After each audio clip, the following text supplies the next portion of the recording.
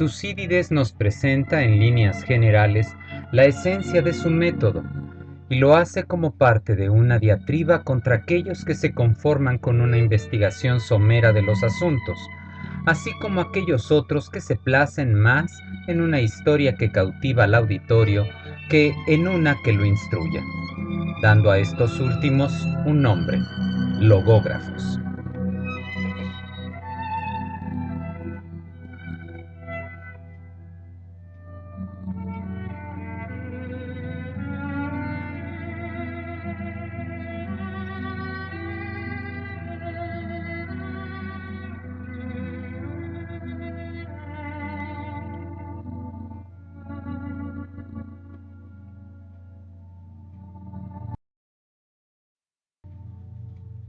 Lo primero que hay que mencionar es una censura a la no comprobación de los dichos por parte del historiador que investiga. Desgraciadamente, Tucídides no abunda en cómo realizó él tal comprobación, pero al menos la realizó en la medida de sus posibilidades. Y es algo que hasta el día de hoy se señala para cualquier investigación realizada. Y pensaríamos quizá que él siguiera nuestras mismas ideas, tomando en cuenta el prestigio de los testigos, sus palabras y tendencias, pero también una lógica personal. Tucídides señala un trabajo escrupuloso y de esfuerzo que privilegia la observación, pero que no deja también de sospechar de la simple opsis, puesto que hay que reflexionar sobre lo visto y también investigar para corroborarlo.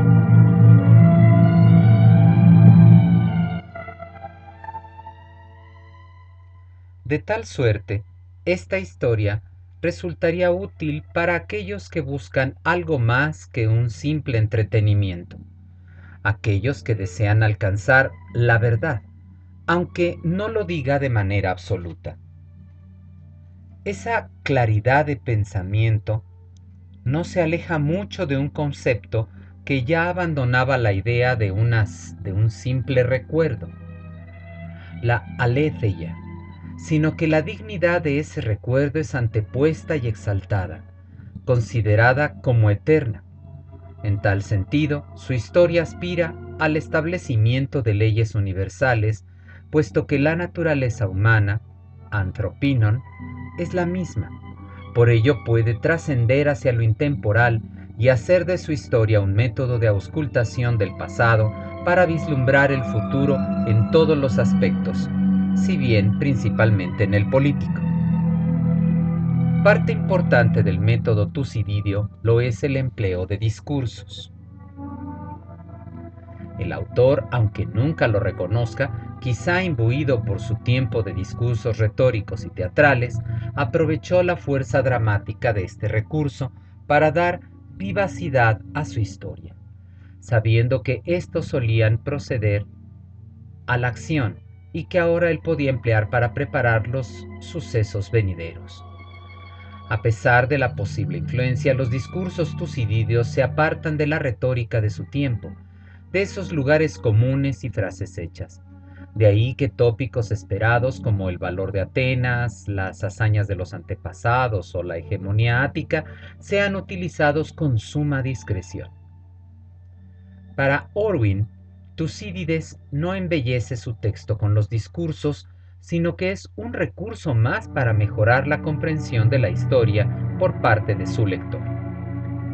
De nuevo, reconocemos a un autor que se aleja de la manera en que procedió Heródoto y el resto de los logógrafos con sus discursos recreados de gusto retórico poético. Por otra parte, Bowersock nos invita a dudar de las palabras de Tucídides sobre ese hallarse lo más cerca de un original. Para él, en los discursos del historiador, no solo podemos encontrar la retórica contemporánea que siempre se ha señalado como ausente, sino también un sentir personal muy obvio. Un ejemplo básico le parece ese gusto tan particular del ateniense por la naturaleza humana, y que es tópico de sus discursos durante la revolución de Corcira, planteándolo como causa de la stasis de sus habitantes, para luego repetirlo en los discursos de los atenienses en Melos. De igual manera, considera que otro tópico tucididio es el que versa sobre las falsas esperanzas a las que se acoge la humanidad que, aunque viejo recurso del pensamiento griego, es uno de los más amados por él, y que aparece una y otra vez en sus discursos, por lo que quizá deberíamos considerar estos más de él que de sus personajes. Quizá el más célebre de los discursos tucididios sea el que le atribuye a Pericles y que se denomina Discurso Fúnebre. Este muestra el vigor y energía de los atenienses durante el inicio del conflicto y en cierto modo sirve de contraste violento y dramático a la peste que abate la ciudad y que el historiador narra de inmediato, como si con ello puntualizara la vacuidad de la confianza humana. Dice ominoso López Férez: la antinomia profunda entre los cálculos racionales de Pericles y el poder incoercible del azar se percibe entonces de forma paradigmática. Mucho se ha discutido que Tucídides crea verdaderos retratos literarios, epopeyas. Esto a pesar de que como tal no aparecen en Grecia antes del siglo IV con Lisias. Pero se reconoce que el ateniense caracteriza lingüísticamente a sus oradores. Un Nicias y un Alcibíades son contrapuestos en el uso de sus discursos, empleando para ello el léxico, la sintaxis y el estilo. Nicias recurre al uso de abundantes subordinadas, verbos impersonales y frecuentes abstractos, y sus cláusulas preferidas son las concesivas. Alcibíades se caracteriza por un discurso ágil, paratáctico y claro. En el primero se reconoce una oratoria pesada y una vacilante idea mental. En el segundo se aprecia un orador de palabra fácil y confianza en sí mismo. Por ello, nuevamente, nos cuestiona el ancestral autor qué tanto hay de su pensamiento en tales caracterizaciones. ¿Son retratos o apreciaciones personales?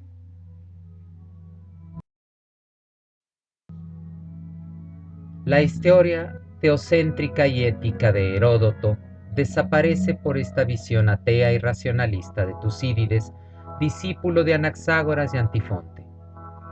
El hombre es ya dueño de sí mismo y motor de la historia con sus sentimientos, intereses, cálculos, planes y hasta con sus errores. Racionalismo y realismo son la base de Tucídides y de su interpretación histórica en la que ya no hay lugar para un principio trascendente. El hecho de que no haya concluido su obra no obsta para que comprendiera en qué redundaría toda esa lucha. Atenas no era más la gran polis donde brillaban los ideales que la habían inmortalizado en la mente de sus ciudadanos. Sobrevivía más que por su poder militar y político en el amor, orgullo y memoria de cuantos la habían creado como tal. Por ello, Tucídides la redime a pesar de sus fallas y le devuelve casi intacta su grandeza, pues ella creó una nueva dimensión de valores, creó el humanismo. Sus glorias son los poetas, artistas, pensadores, estadistas, que la forjaron como una ciudad ideal de belleza e inteligencia, de libertad absoluta del espíritu. Aunque con reservas, puede concluirse que Tucídides busca establecer una ley inmutable que rige el comportamiento humano y que parte de su naturaleza, idea que, a pesar de los siglos transcurridos, no parece desacertada. El hombre tiene un deseo de libertad y dominio, producto de su afán por poseer, y para llevarlo a cabo no se detiene en emplear la violencia y en emprenderla contra la libertad de otros.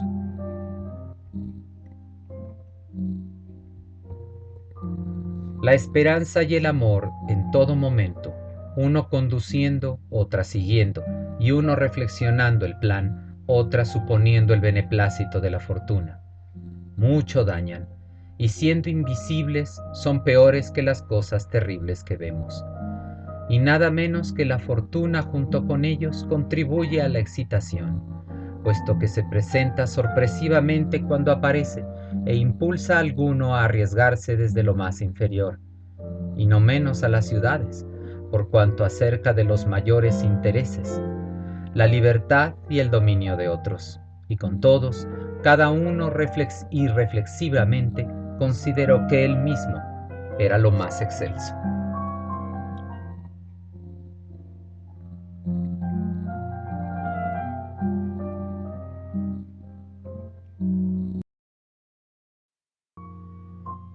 Manifestaciones como estas han hecho de Tucídides un autor considerado como político ante todo, pero es sorpresivamente parco en tales consideraciones. No abunda en los motivos de este tipo que pudieran favorecer a sus personajes, de los que por otro lado no ofrece una biografía en pleno.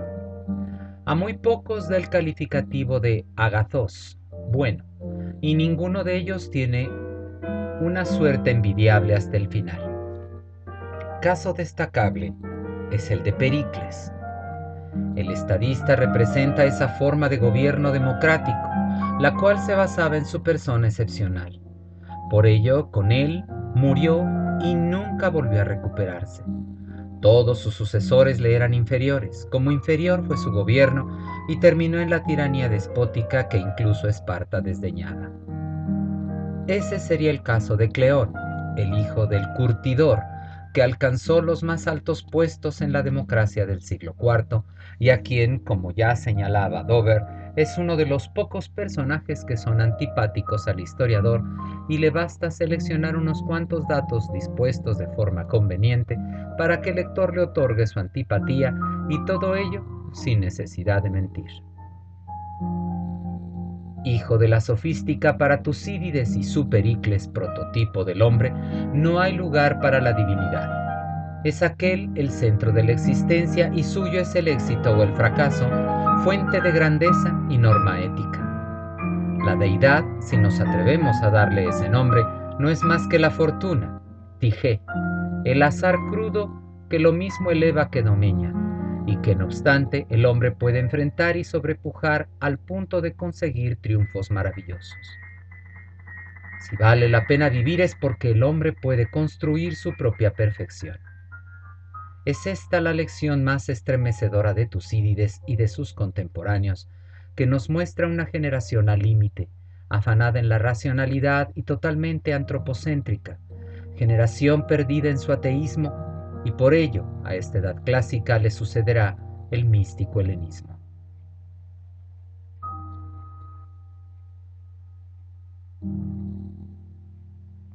En todo esto hay un resabio a tragedia que no puede dejar de saborearse. La tragedia escénica apelaba precisamente al fatigoso esfuerzo humano por controlar su mundo y la socarrona risa de la deidad que se dejaba escuchar siempre al final. Tucídides no pudo ser ajeno a esta excelsa expresión de la genialidad humana, y por ello podemos atisbarlo en su obra. La guerra del Peloponeso viene a expresar la tragedia humana, la imposibilidad de dominar las circunstancias, el papel decisivo del azar, la ignorancia, el sufrimiento y la piedad. Tucídides es un trágico en muchos aspectos. Allí está el contraste señalado entre la derrota final de Atenas y la confiada actitud de Pericles, la ya citada contraposición del epitafio y la peste acaecida, el sufrimiento igual que padecen ricos y pobres. En fin, el héroe de su tragedia, Atenas, se deja vencer por su confianza excesiva, pero también por su ambición, su hibris. En un racionalista como nuestro historiador ello podría resultar sorpresivo, pero es que Tucídides comprende que la verdad puede tratarse artísticamente sin menoscabo alguno, por lo que consigue transformar la materia histórica en obra de arte, en el fondo y en la forma. Dice al respecto López Férez: por eso quien se interesa por su obra ha de estar atento a los principios metodológicos expuestos al comienzo, ha de leer entre líneas, deducir, resolver, completar, no puede permanecer nunca impasible. El orden y la distribución del relato despiertan desde el primer momento la emoción y tensión del lector. Todo ello es posible porque, recordemos, en la concepción histórica debe prevalecer el principio de lo verosímil más que el de la certeza. Para Tucídides, se deben narrar los hechos acaecidos, explicándolos y penetrando lo más posible en los principios que lo rigen. Sin embargo, esto solo puede expresarse mediante la explicación de lo particular e individual, nunca falseando ni ocultando la realidad objetiva, aunque sea tratada de manera artística. Tucídides nunca manipula los documentos, sino que, en todo caso, los trata de forma literaria y elige lo que cree más oportuno, en concordancia con el género que escribe y sus propósitos claramente expresados, y ello se agradece. A la luz de tales reflexiones, es inadecuado seguir contraponiéndolo con Heródoto cuando sus objetivos eran tan dispares, aun cuando el propio autor haya procurado dicha confrontación. Dada la notoria influencia que Tucídides ejerció no solo en el ámbito histórico, sino también en esa inusitada manera de contemplar su obra como literatura, vale la pena repasar a este clásico con nuevos ojos y apreciarlo en ambos sentidos, como historiador y como artista.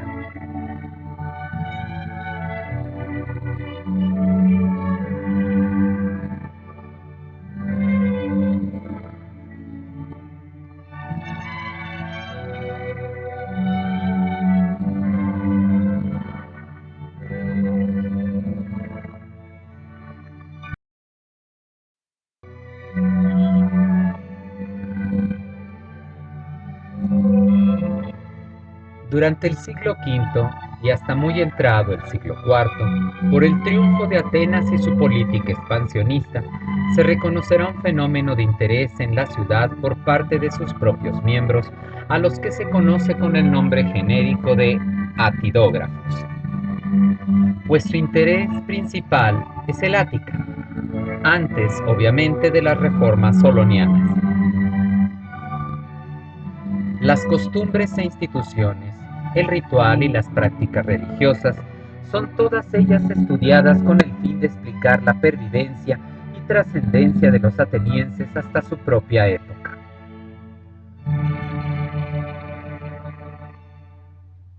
Las fuentes de tales autores eran principalmente las leyes escritas y ciertas listas de arcontes, pero ante todo la tradición oral, y de allí quizá la riqueza que ofrecen actualmente sus fragmentos, puesto que no devienen en una simple manera anticuaria, sino de explicación por medio de aquella tradición.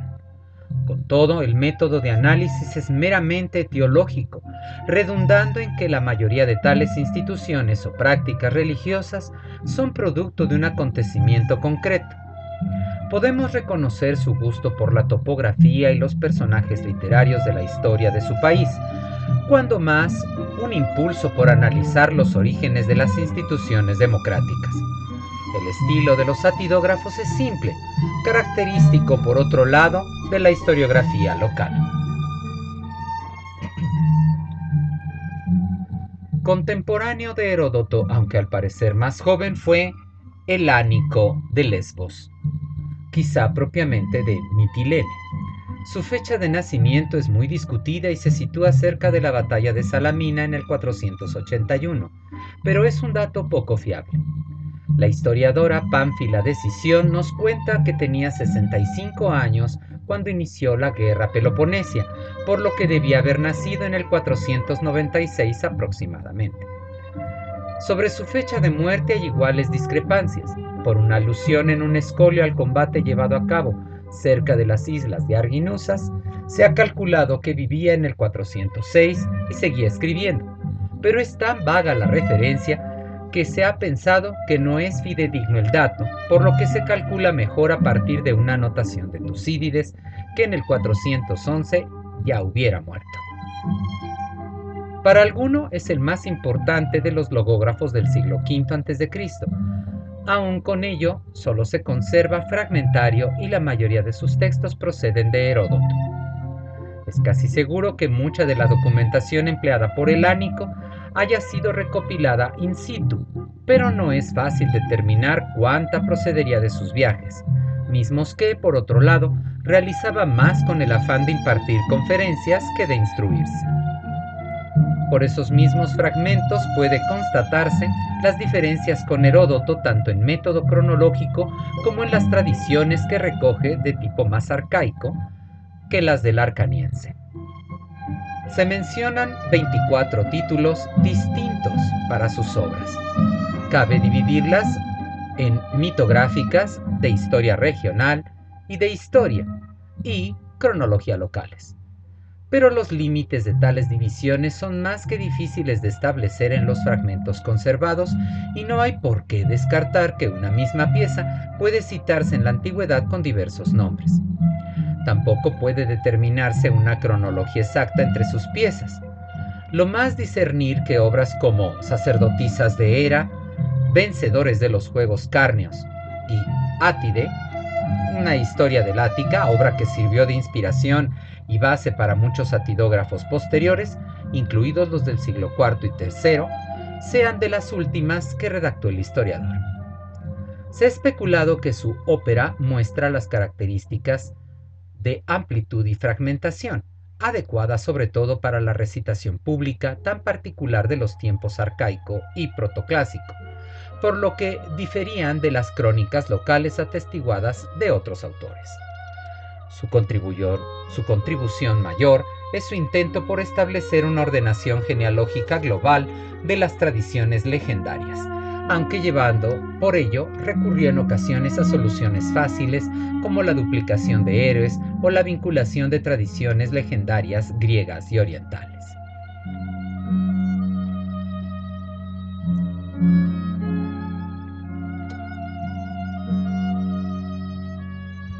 La contrapartida occidental de Heródoto, aunque contemporáneo de Tucídides y la guerra del Peloponeso, fue Antíoco de Siracusa, hijo de un tal Genófanes, al proponerse escribir una historia de los griegos occidentales y no de una sociedad y ciudad concretas. Si bien no fue el primero de los occidentales en dedicarse a la historia, su pieza en 9 libros, Historia Siciliana, comenzaba con el mítico rey Cócalo y terminaba con el Congreso de Gela del 424. Probablemente seleccionó esta fecha en función de la invasión ática del 415, por lo que su obra debió ser redactada posteriormente a esta fecha. Sabemos de otra pieza suya, Historia de Italia, que fue muy citada por Estrabón, el geógrafo del siglo I, con todo y constar únicamente de un libro. Antíoco fue muy apreciado por los autores antiguos y es referido de manera constante por muchos igualmente.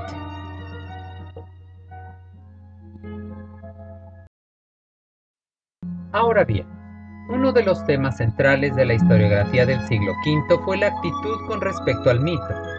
Desde temprano, el mito fue analizado por los griegos siguiendo 2 criterios, el racionalista y el alegorista. Este último poco popular antes del siglo III a.C. y la corriente filosófica del estoicismo, por lo que el racionalismo caracterizará la búsqueda histórica de esos primeros años, si bien ambas orientaciones no se excluyen necesariamente. En palabras llanas, el racionalismo es tratar de descubrir una verdad histórica detrás de los mitos y las leyendas heroicas, procedimiento ya iniciado por un Hecateo de gran influencia en esta época. El método y el éxito que pudiera tener dependía en gran medida de la habilidad del historiador, pues uno que no tuviera grandes dotes redundaría en ideas simplistas, sobre todo en cuestión de detalles. Se puede entonces dar una breve lista de historiadores que procedieron de esta manera. La encabeza la figura de Teágenes de Regio, quien ya buscaba el sentido profundo que se encontraba oculto en los mitos.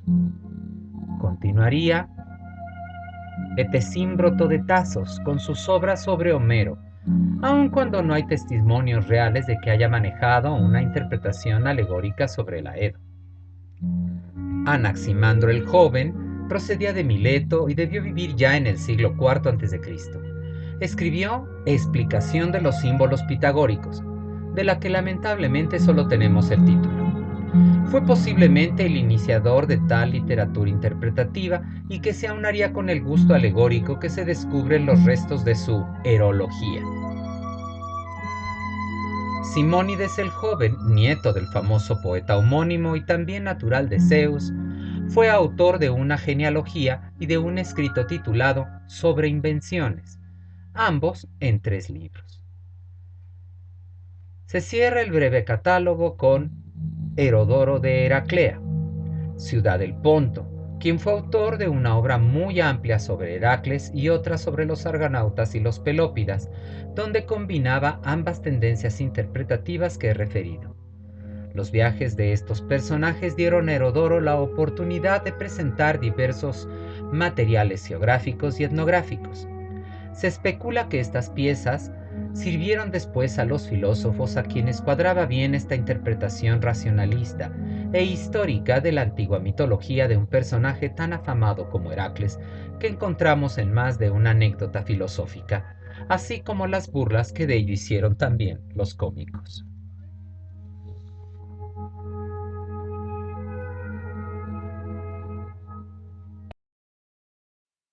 Un verdadero amante de su terruño fue Éforo de Cime, en Eólide, pequeña ciudad que se vanagloriaba de ser la patria de Hesiodo.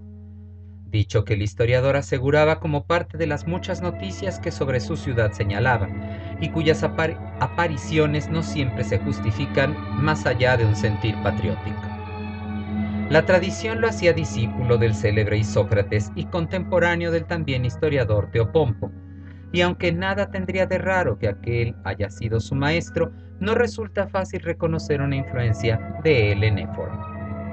Su pieza fue conocida con el nombre Historias, que fueron escritas siguiendo un sistema conceptual con el que juzgaba la historia helena, mismo que le permitía sin grandes cambios acoger nuevos hechos de importancia. Este sistema de interpretación permite entender la extensión considerable de la obra y los largos años que implicaba su redacción, que debió incluir diversas reflexiones. Sin embargo, dada la fragmentaria conservación de la misma, esto no pasa de ser una sospecha, e incluso sabemos que hubo otra mano. Su hijo Demófilo completó el trabajo paterno. El núcleo de tal concepción estaba constituido por una reflexión sobre la problemática de la hegemonía que concebía no podía sostenerla o ostentarla por mucho tiempo un Estado que no contara con una civilización elevada. De tal suerte, Esparta y Atenas, quienes la poseyeron por un tiempo considerable, eran muestra fehaciente de su discurso por la paideia ática y la lacedemonia. En cambio, le parecía que los tebanos no habían alcanzado tal cumbre, faltándoles la educación que hubiera permitido la evolución de su primitiva arete a una más digna, signo de un desarrollo adecuado, y que solo lucía en Epaminondas, y que por su educación ateniense había logrado encumbrar momentáneamente a su ciudad, y de ahí que a su muerte Tebas perdiera la hegemonía.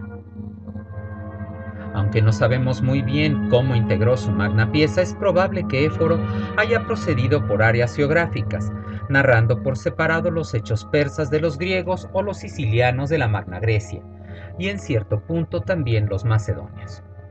Esta visión desde los pueblos mismos pudo ocurrir igualmente al tratar a Grecia, particularizando a cada polis, narrando desde su punto de vista particular. Con todo, parece que Éforo tenía cierta fascinación por lo primitivo, por la idealización del pasado más remoto, y fragmentos sobre el sabio místico escita Anacarsis parecen confirmarlo. Ello no debe asombrar, ya que era una tendencia en aquellos tiempos y entre los estudiosos del momento. Lo mismo sucedería con Esparta, tendencia que ya se veía desde antiguo entre ciertos círculos intelectuales atenienses, combinando ambas ideas en la figura de Licurgo, como se aprecia en el fragmento de la obra de Éforo.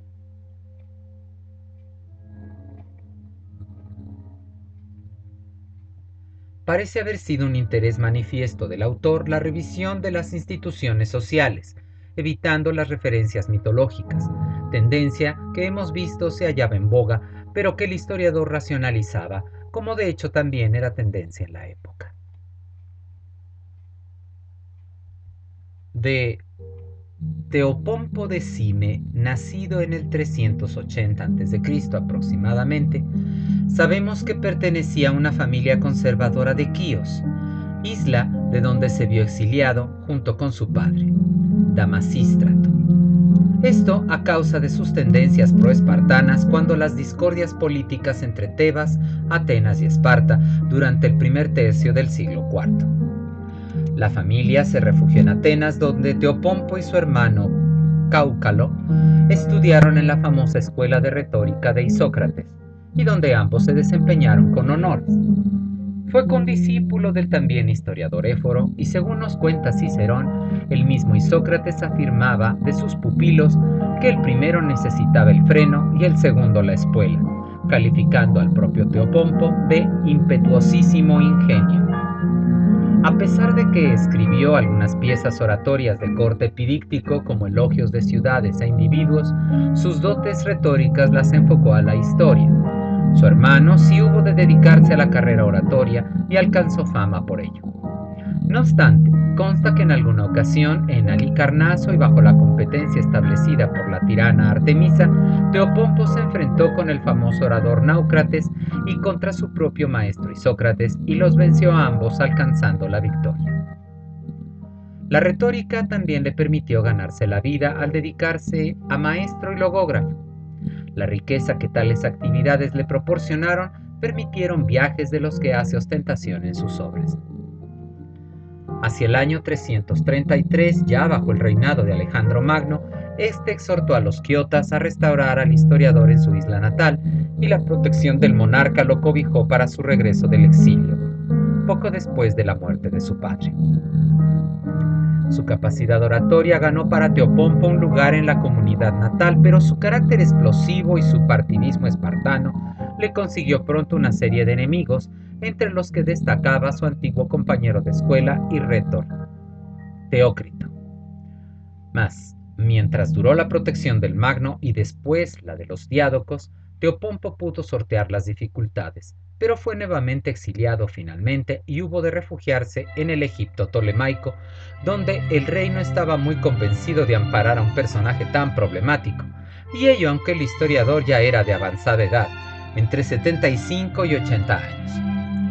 Focio asevera que Ptolomeo se dedicó a hostigarlo y finalmente le dio muerte, pero que sus amigos intercedieron por él.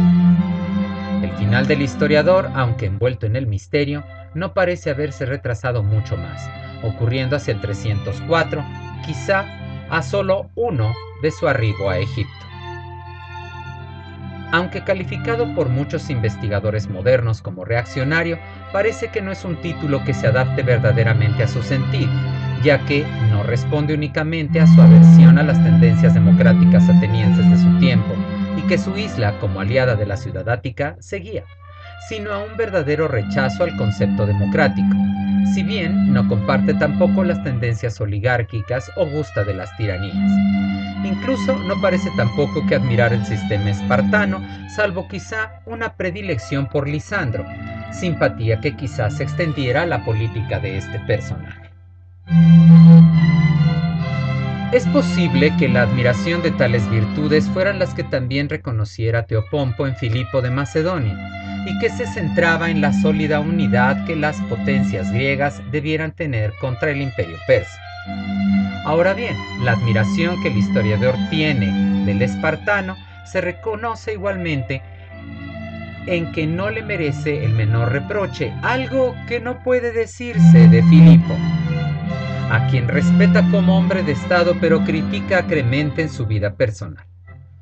El rey macedonio no es un héroe para Teopompo, es más, es un símbolo de la decadencia de su tiempo, y es así como lo centra en su obra, una visión pesimista de época en decadencia y corrupción que emblematiza al soberano, constatando así que sería una mácula en su carrera política. Teopompo, el que en el principio de su tratado de Filipo, habiendo dicho que lo había animado más a la empresa de su composición a causa de esto mismo, que nunca había producido Europa un hombre por completo tal cual Filipo, hijo de Amintas, Luego de estas cosas, hacia el final, en el proemio y a lo largo de toda su historia, lo muestra el más inmoderado con respecto a las mujeres. Así también haber arruinado su propia casa por ello, a causa de su arrebato y pasión. En cuanto a esta parte, el más injusto y malhechor con respecto a sus amigos y aliados de organización, y el más esclavizador de la mayoría de las ciudades, y habiendo sorprendido con la esclavitud o la violencia. El que llegó a padecer también por su afición a embriagarse, al punto que también, muchas veces por la mañana, borracho, fue descubierto por sus amigos. Polibio, que es quien nos ofrece esta visión de la obra de Teopompo, agrega un largo fragmento directo donde notamos la acre visión que de los macedonios tenía en general este historiador. Punto de reproche para Polibio, pero visión contemporánea para nosotros, pues revela cuán deleznables podrían ser las costumbres ajenas para los griegos de élite como Teopompo, al punto que estos bárbaros le parecían más centauros o lestrigones que humanos dignos de admiración. La obra de Teopompo la conservamos fragmentariamente.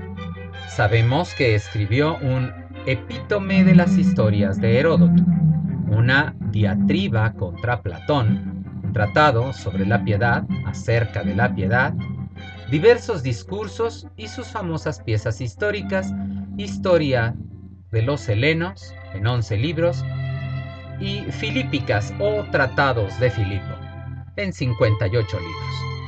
No sabemos la causa de la pérdida de tan interesantes piezas, puesto que en la antigüedad se le aclamó como un gran historiador y reto.